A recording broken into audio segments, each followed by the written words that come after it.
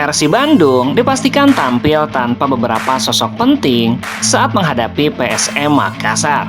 Meski begitu, asisten pelatih Igor Tolis memastikan timnya tetap percaya diri menghadapi pekan ke-33. Persib kehilangan pelatih kepala Boyan Hodak yang harus absen, serta dua pemain pilar Federico Barba dan Luciano Guaikosea. Ketiganya terkena hukuman akumulasi kartu kuning. Namun, Igor menegaskan para pemain yang tersedia sudah siap menjalankan tugasnya di lapangan. Pemain yang tersedia, mereka siap. Ia mengatakan Persib tidak punya waktu untuk mengeluh dengan kondisi tersebut. Menurutnya, seluruh pemain sudah memahami apa yang harus dilakukan.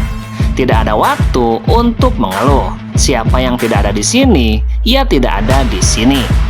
Igor juga optimis pemain pengganti mampu tampil maksimal demi membawa Persib meraih kemenangan penting di Pare-Pare. Persib harus memaksimalkan poin di dua laga sisa musim ini untuk meraih gelar juara.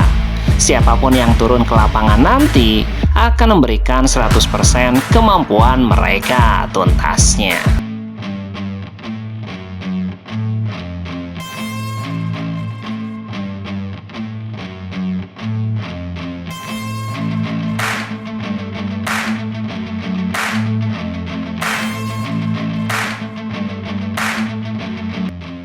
Pelatih sementara PSM Makassar, Ahmad Amiruddin, menyiapkan 24 pemain untuk menjamu Persib Bandung.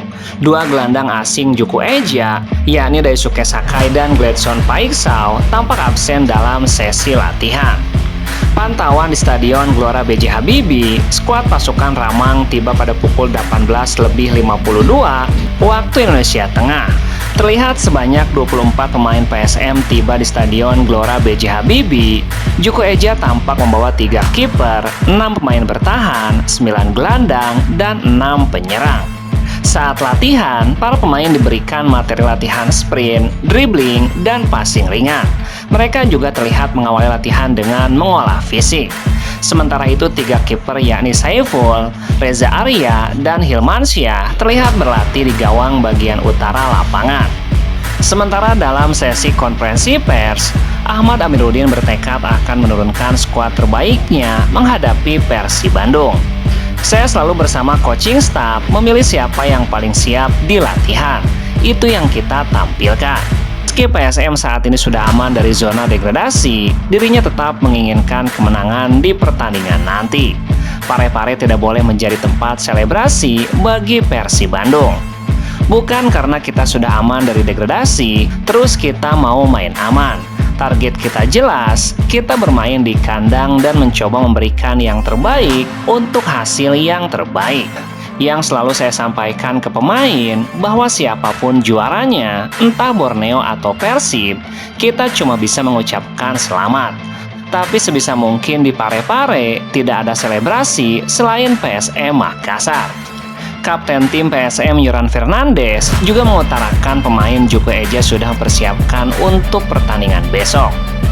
Persib adalah tim yang kuat, namun di laga nanti skuad Juku Eja akan menunjukkan performa yang berbeda. Kita sudah melakukan pekerjaan kita, persiapan yang kita sudah lakukan selama seminggu penuh sebelumnya. Lawan kita adalah tim yang kuat, tapi kita punya kesempatan untuk bermain melawan mereka. Yoran menargetkan akan menutup laga kandang musim ini dengan kemenangan. Kita sudah mengetahui situasi-situasi apa yang kita mungkin bisa harapkan di pertandingan nanti tuntasnya.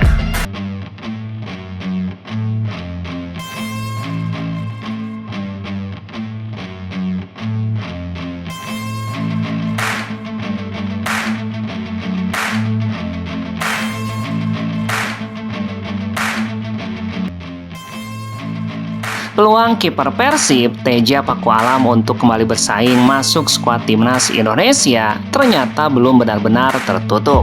Pelatih Timnas Indonesia John Hedman memastikan kiper Persib Bandung itu sudah masuk dalam daftar pertimbangan tim pelatih Garuda. Nama Teja memang sempat menjadi sorotan setelah tidak masuk daftar pemain yang dipanggil ke Timnas. Padahal performanya bersama Persib sepanjang musim ini terbilang sangat konsisten. Kiper berusia 32 tahun itu menjadi salah satu sosok penting di balik kokohnya pertahanan Maung Bandung di musim ini. Persib bahkan tercatat sebagai tim dengan lini belakang terbaik setelah baru kebobolan 21 gol hingga pekan ke-31. Tidak hanya dari sisi tim, catatan individu Teja juga cukup mencolok untuk seorang penjaga gawang lokal. Ia memimpin daftar clean sheet terbanyak musim ini dengan torehan 17 laga tanpa kebobolan. Pelatih Timnas Indonesia John Hedman menjelaskan bahwa pemilihan pemain Timnas tidak hanya dilihat dari angka statistik. Menurutnya, staf pelatih memiliki kriteria khusus dalam menentukan pemain yang cocok dan kebutuhan tim. Profil penjaga gawang menjadi salah satu aspek penting yang dipakai dalam proses seleksi. Iya, saya rasa kami sudah teliti dalam analisisnya. Persib menjalani musim yang fantastis. Kiper juga menjalani musim yang konsisten, tetapi Anda tahu, kami sangat jelas tentang profil kiper kami. Pelatih kiper kami telah menetapkan profil yang dia cari. Meski begitu, John Hedman justru memberikan sinyal positif. Sang pelatih memastikan kiper Persib tersebut tetap berada dalam pantauan dan belum dicoret dari peluang memperkuat Timnas Indonesia. John Hedman bahkan mengaku bahwa tim pelatih sudah beberapa kali melihat langsung pertandingan Persib Bandung. Dari pengamatan tersebut, Teja tetap dianggap sebagai salah satu nama yang masuk pembahasan internal. Kami telah melihat Persib bermain langsung beberapa kali dan dia masuk dalam pertimbangan. Maksud saya, kami belum menutup pintu untuk pemain manapun, tuntasnya.